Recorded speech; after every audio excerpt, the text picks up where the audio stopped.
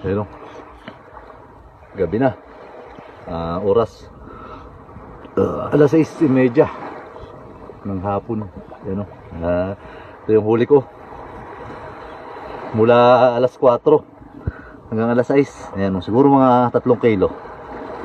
Huli ako malaking lapo. Grabe kalaki. Ayun o. Kalahating kilo siguro. Kulang kalahati. Sinuot sa bato ang aking lure. Laki o. Laki ano?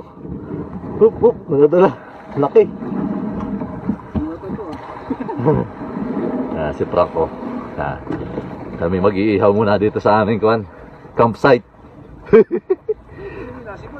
Ha? Kaya nga.